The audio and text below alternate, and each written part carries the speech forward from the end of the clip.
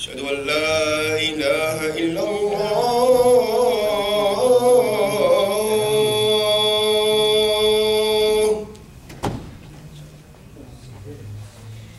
أشهد أن لا إله إلا الله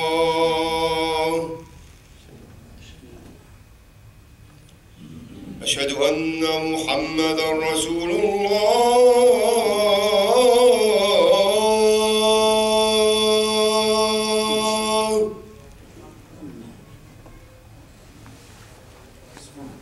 أشهد أن محمدًا رسول الله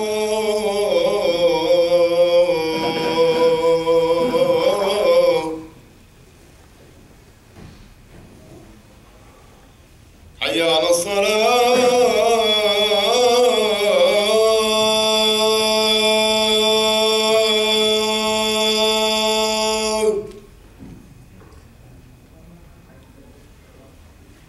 حي على الصلاة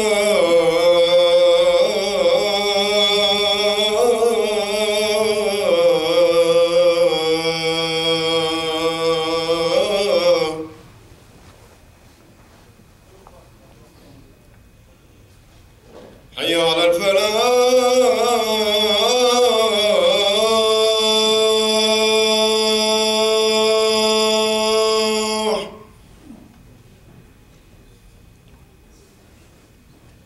حي على الفلاح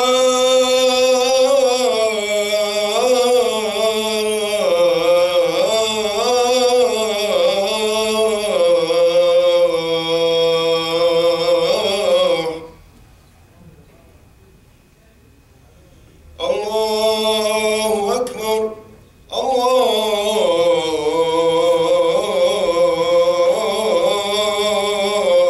أكبر لا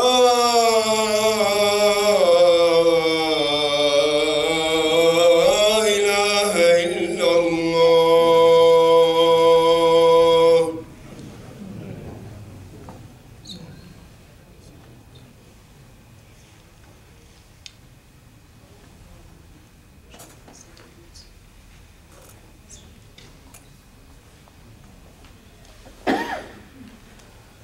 أعوذ بالله من الشيطان الرجيم. بسم الله الرحمن الرحيم. إن الحمد لله نحمده ونستعين به ونستغفره ونستهديه ونعوذ بالله تعالى من شرور أنفسنا ومن سيئات أعمالنا. من يهده الله تعالى فلا مضل له ومن يضلل فلن تجد له وليا مرشدا. وأشهد أن لا إله إلا الله وحده لا شريك له وأشهد أن محمدًا عبده ورسوله. اللهم إنك حق من عبد. O Allah, you are indeed the only one who is worthy to be worshipped. وأكرم من ملك. You are indeed the richest among all rich. وأجود من أعطى. And you are indeed the most generous among all generous.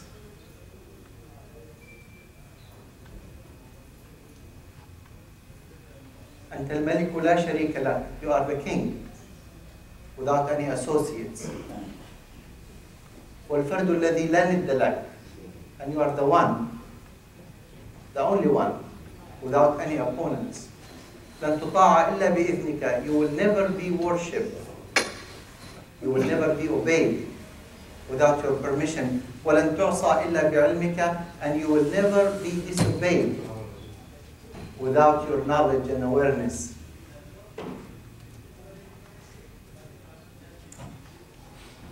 الحلال ما أحللت. Halal is what you made halal. والحرام ما حرمت. And haram is what you made haram. والدين ما شرعت. And deen is what you constituted as deen. والأمر أمرك والحكم حكمك وأنت الله الرؤوف الرحيم. And all matters in your hand and all verdicts are final by you. And you Allah, the most the most merciful, the most beneficiary. My dear respected brothers and sisters, أعوذ بالله من الشيطان الرجيم بسم الله الرحمن الرحيم يا أيها الذين آمنوا اتقوا الله حق تقاته ولا تموتن إلا وأنتم مسلمون. O you who believe, guard Allah the way He must be or He deserves to be guarded, and do not die except in the status of Islam.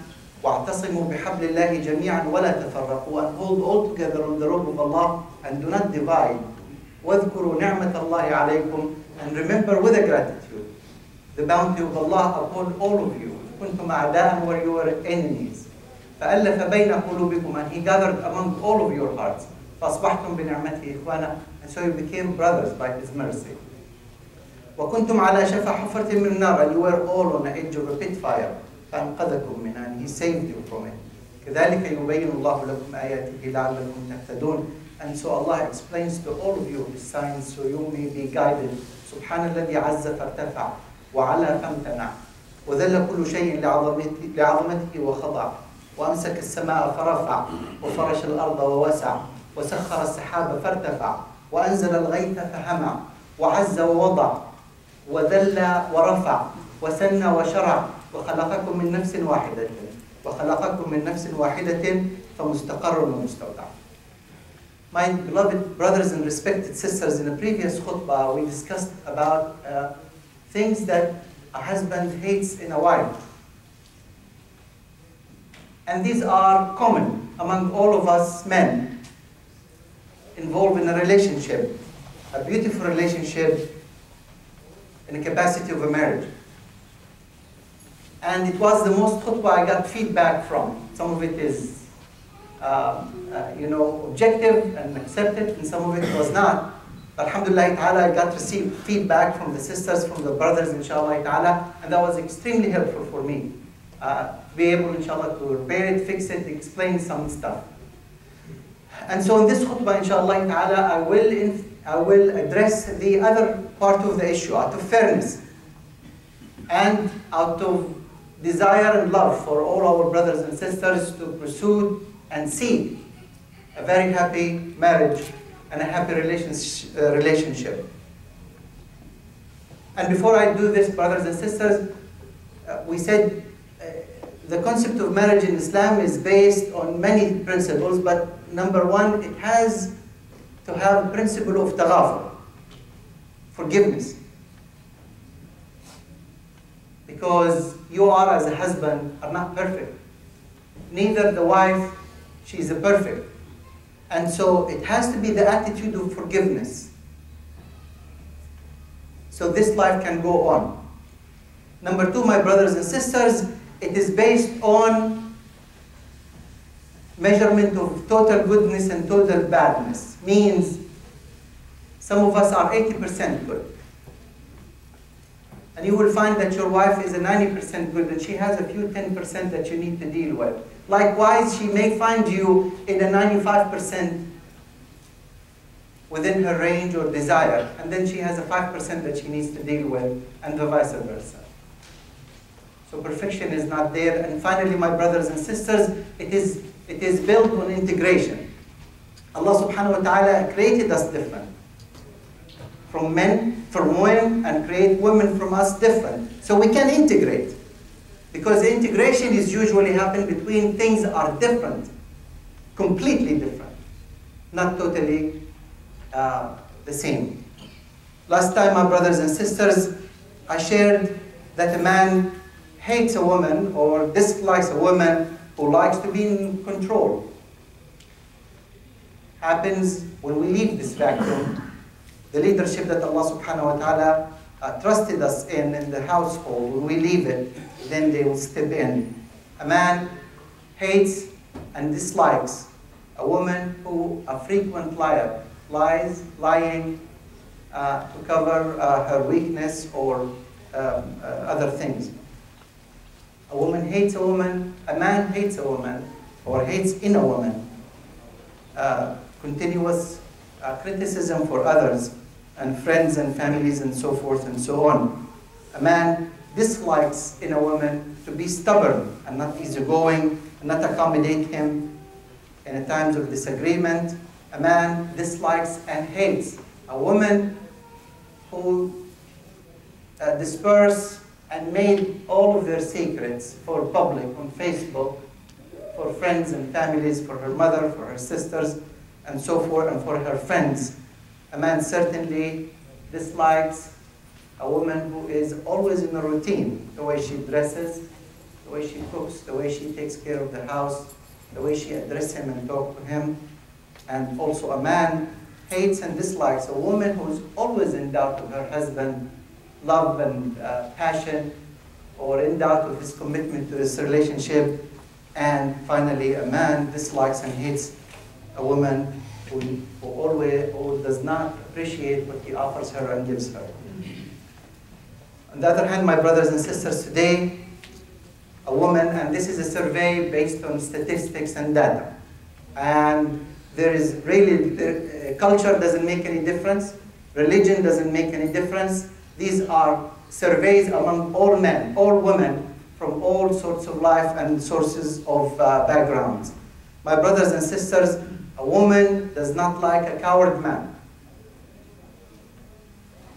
Japan, an Arab. Allah subhanahu wa ta'ala created them this way. They will lose respect immediately for a coward man. A man who does not have an opinion, sign of cowardness. A man who will do good when people do good, and he is passive, and he does not claim his leadership position in a house. A woman immediately, and across the board, regardless of her deen, regardless how much taqwa she has, the minute she feels that her husband is a coward, she will drop him. She may not drop him on a legal document, in a divorce, but she will drop him emotionally. And if we were around our sisters, our mothers, around our daughters, they usually, in a case of fear, they come and hide behind a father or a brother or a male figure, regardless of this relationship, because they need this protection. It is part of them feeling secured in this relationship. My brothers and sisters, in the time of the Prophet ﷺ in Ghazwat Khandaq, the Prophet ﷺ realized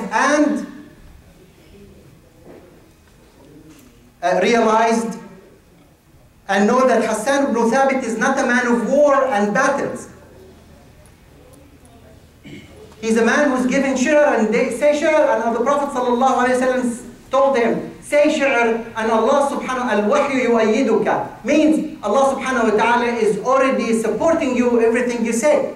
Great statement from the Prophet ﷺ. But Hassan ibn Thabit was a romantic guy. Very passionate, on the soft end. He was not a guy like Ali or the rest of the Sahaba with a sword and fight. And so the Prophet ﷺ realized this in Hassan ibn Thabit, and Hassan ibn Thabit knew himself. And so he stayed behind.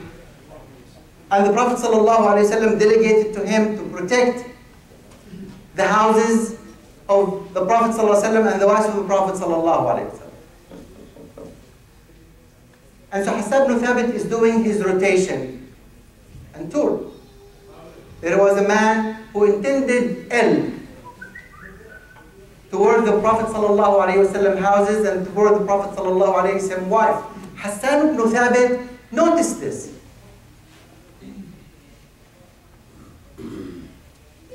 But that's not his cup of tea. That's not his personality. And I and you can identify with Hassan ibn Thabit. Some of us, we are not into physical challenges. Allah created us this way. But when we say a woman does not like a coward man, we do not mean you have to be a V-shape. We don't mean that a man needs to be a boxer or a wrestler. But that inner strength, that she can feel secure that you are going to protect her. So Safiya bint Abd al-Muttalib, notice that the guy is intending ill around the Prophet ﷺ houses and wives. So she went and got a post of a tent and hit him over the head and killed him. Because Hassan, that's not him. He realized this, and the Prophet ﷺ realized this. My dear respected brothers and sisters, each woman I know, when I say I know, I mean my mom, and my aunt, my uncle, my sister, my nieces, and so forth and so on, they would always like to have that secured area where they can go there and know that they will not be harmed. That is you in a relationship. That is me in a relationship.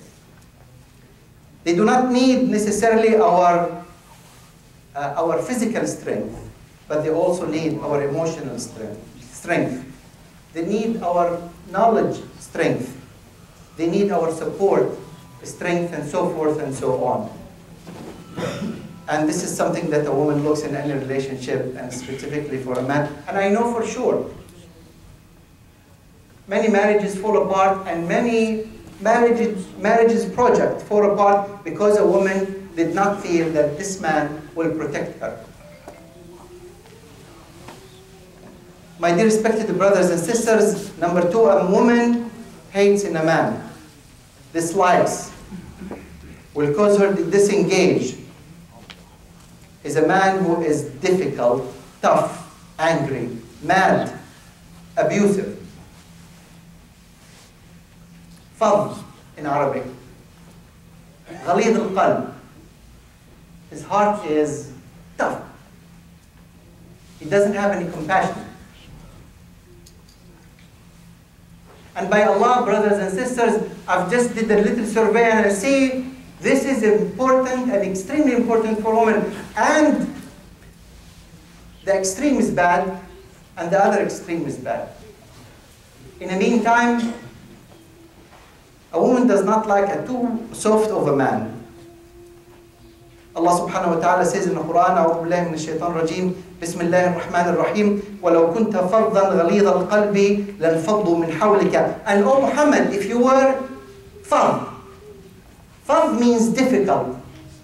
Difficult in your statements, difficult in your act, difficult in the attitude. غليظ القلب, very little feelings and emotions in a heart. لانفضوا من حولك.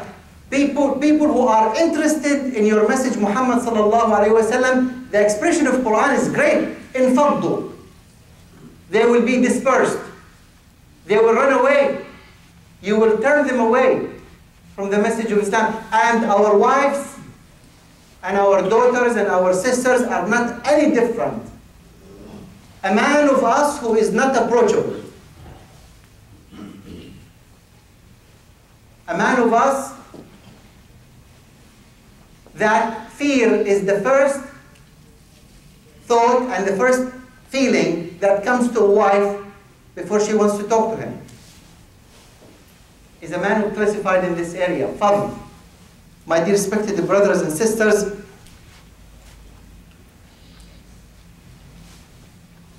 difficult to approach. He will be difficult to be honest with, and difficult to hear the truth. And this man always complaining, why I'm the last one to know? Why my wife doesn't tell me things? Why things goes bad and I do not hear about it, and we address it in the first khutbah? She's afraid from you. She's afraid to be physically abused. She's afraid to be emotionally abused. And the worst of this abuse, if she's sitting among her families and friends, or your families and friends. My dear respected brothers and sisters, I really don't know anybody better than Muhammad sallallahu alayhi wa sallam. I don't know anybody that is better than Muhammad sallallahu alayhi wa sallam. And he was the most compassionate to his wife, and the most delicate, and the most approachable. And if Muhammad sallallahu alayhi wa sallam with this prestige, being the Prophet of Allah subhanahu wa ta'ala, then I and you, the student of Muhammad sallallahu alayhi wa sallam, followers of Muhammad sallallahu alayhi wa sallam, must be with this attitude. My brothers and sisters, 90% of the problems, oftentimes, because the man is not approachable. And sometimes our sisters, our wives, they just want to talk. But they need somebody who can receive them well and open that gate. So if you want to know, if you want to be aware of issues, if you want your wife not to hide, if you want that kind of relationship that is open and sincere and on absolute openness, then be approachable. And with fear, this will step out or depart from the window. Number 3, my dear respected brothers and sisters, a woman in a relationship hates a cheap man.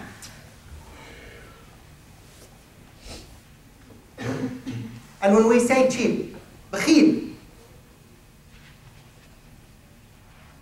we're not necessarily saying about cheap in buying groceries and stuff to home or furniture or the home needs. That's part of it. But he's cheap in everything. Cheap in his feelings to express. Cheap in the love that she wants to see. And he is cheap on giving and delivering it. My dear respected brothers and sisters,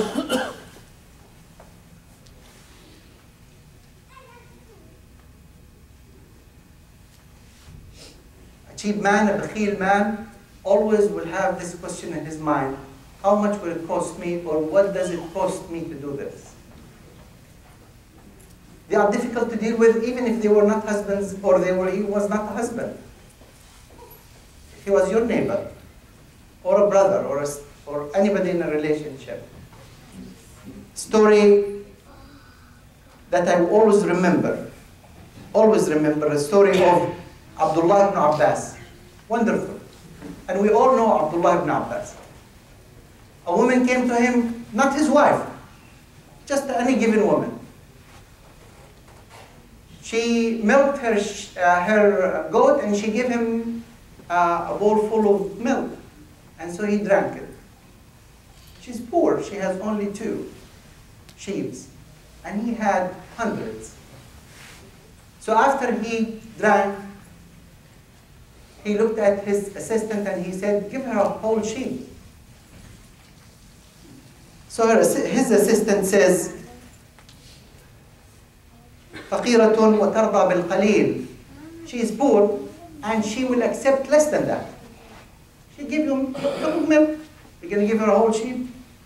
فَقِيرَةٌ وَتَرْضَى بِالْقَلِيلِ. She is poor and she will accept and appreciate a lot less than this. But Abdullah ibn Abbas, he looks at things in a different way. قال أعطتنا على قدرها ونحن نعطيها على قدرنا. أعطتنا على قدرها ونحن نعطيها على قدرنا. She gave us to the best of what she has. It's the best she has. And we will give her the best we have and what is appropriate for my wealth and my ability. And it is exactly, my dear respected brothers and sisters, with the wife. It is amazing me. Al-Husayn ibn Ali radiallahu anhu, one of his jawari, she gave him a flower, one flower. And in return he says, اذهبي فأنت يعني حرة في سبيل الله. Go, and you are free for the sake of Allah subhanahu wa ta'ala. For one flower. And this is a generous attitude that any woman in any relationship expects, desires, and seeks. That level of generosity. If she gives 1, give 10. And if she gives 10, give 100. And if Abdullah ibn Abbas and Hussein did this, then we can certainly do this. My dear respected brothers and sisters, a generous person not only desired and loved by his wife, but by all people. My brothers and sisters, number 4, a woman hates in a man who only sees himself, selfish. And he cannot relate to her as a human. And I will tell you examples of life I've seen and I observe in many relationships. If her father gets sick, if his father gets sick, the whole family has to go to the hospital and visit. But if her father gets sick, then it's just a regular event in a day. As if she does not have a feeling of being a daughter for someone. But he does. That's his father. He likes to dress and be well dressed. But if she asks for anything that is a new dress or something, he will say, inshallah.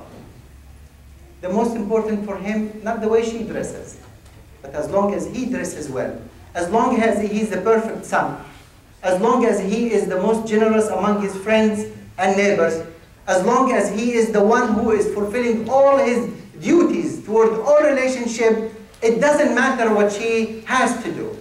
It does not matter her obligations or what she wants to do, to be truthful to her parents, to be truthful to her families, to be generous also. And some of us sometimes, my brothers and sisters, prevent our wives from giving sadaqah.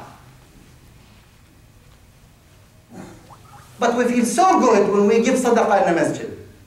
But God forbid, if we step outside and we learn that this woman of yours, she decided to give her ring for the sake of Allah subhanahu wa ta'ala, or she decided to give her monthly allowance for the sake of Allah subhanahu wa ta'ala, or she decided to give what she worked hard for if she is a working woman for the sake of Allah subhanahu wa ta'ala.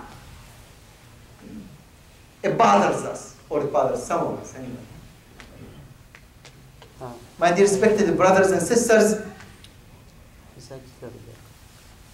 I've seen several times a woman who spends years of her life to serve a husband who is sick or ill with a chronic sickness, lost leg, cancer, Alzheimer's, any of these chronic diseases. She'll spend 10 years, 15 years, until the day he dies.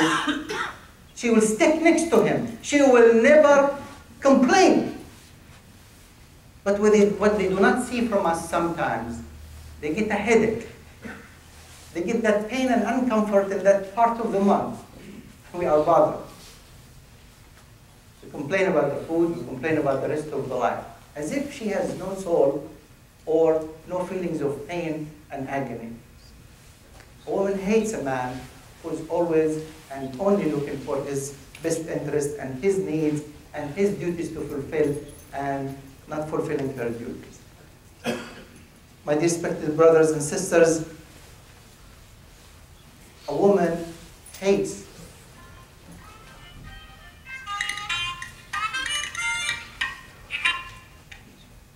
dislikes and has no respect for a man who does not practice jealousy in her. I'm not saying jealousy in a wrong sense, that she cannot breathe without his permission. Nobody can see his side, even if she is covered with everything Allah created to cover. A sign of jealousy to a woman, or an indication of a jealousy of a woman, is an indication of a love.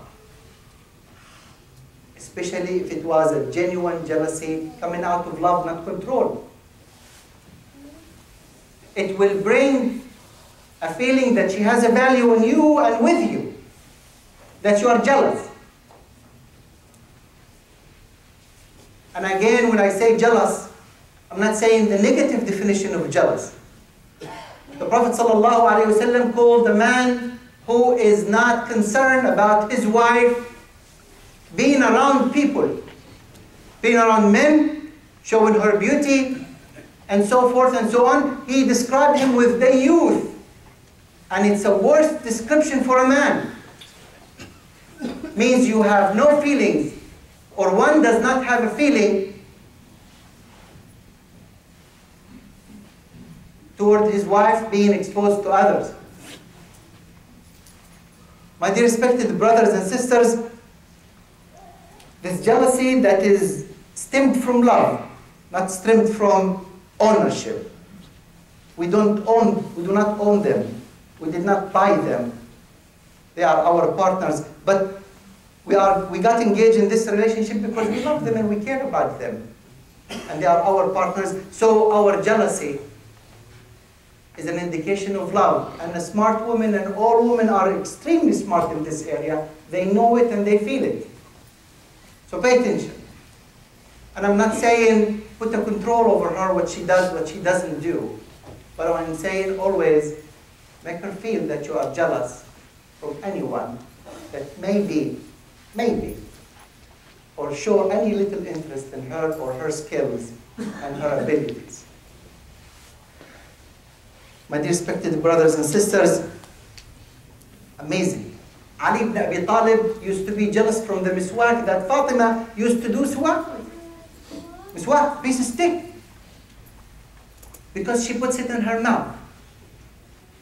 And Ali ibn Abi Talib, to Fatima, she is his queen and his passion and love. And so he was jealous from the miswak because it's in her mouth. This is not extreme. He said in this beautiful share poem, very romantic, extremely delicate. It shows his feelings toward Fatima radiallahu anha. It was just a symbol, the stick was simple. But he was showing her love, his love toward her, and he was so jealous that she puts that miswak in her mouth. Abu Bakr, the Prophet sallallahu alaihi wasallam, in one of the times he was in a ru'ya. He said, "Marartu bil Jannah, فسألت قصر من هذا?" I was passing in Jannah and I said, "Whose palace is this?" They said, "Umar radiallahu anhu." So I remembered that Umar was a jealous man. So I turned my face and I went away. So Umar radiallahu anhu, he says, "I cannot be jealous from you, O Rasulullah sallallahu alayhi wa sallam." But the Prophet sallallahu alayhi wa sallam realized that this is a good character or good sifa in Umar radiallahu anhu, that he is jealous. أقول قولي هذا وأستغفر الله لي ولكم.